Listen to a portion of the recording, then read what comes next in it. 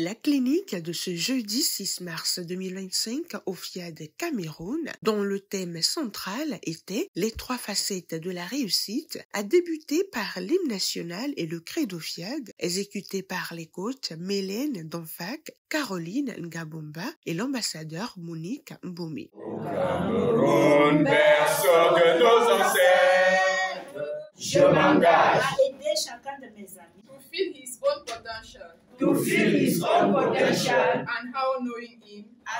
Le coach Jacqueline Bissa est ensuite venu installer confortablement les participants grâce à son mot de bienvenue. Nous sommes là pour booster nos vies, ça te fait changer, ça te fait rajeunir, ça te fait vivre.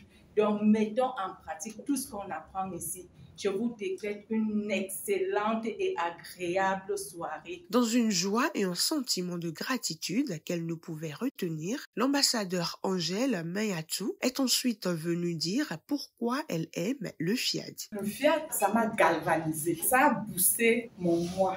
Parce que ça me fait me rendre compte que je suis une merveilleuse créature. Ça m'a tellement plu que quand j'arrive à ma paroisse, je dis, je vous salue, merveilleuse créature de Dieu. Vous ne pouvez pas imaginer. C'était l'euphorie totale. Ça a plu tellement aux gens. Et j'ai dit, ah, vraiment le FIAD, ça commence à porter ses fruits. J'aime le FIAD. Je vous aime. Mais Dieu vous aime plus. Merci.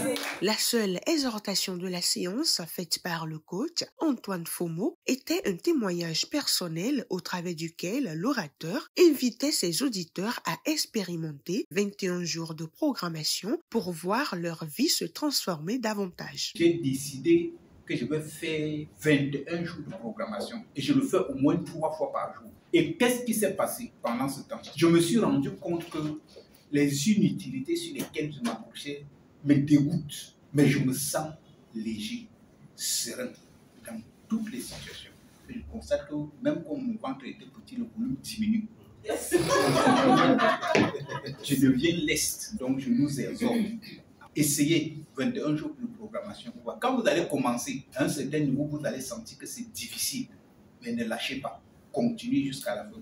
Vous allez me dire. Quant au message du jour, le coach Hugues Buncha l'a passé au crible avant de le résumer en ses propos. On ne réussit pas par hasard. Chacun doit décider que bon voilà, sur le plan de ma santé, sur le plan de ma famille, sur le plan professionnel, je dois connaître la réussite. Alors on a 3 facettes de la réussite. La première facette, c'est le langage de la réussite. Le langage de la réussite, c'est la programmation. Après le langage de la réussite, nous avons l'environnement de la réussite. Il s'agit de passer son temps avec des personnes qui rêvent grand, des personnes positives, qui veulent ton bien, qui ne sont pas hypocrites et qui sont fiers de te voir réussir.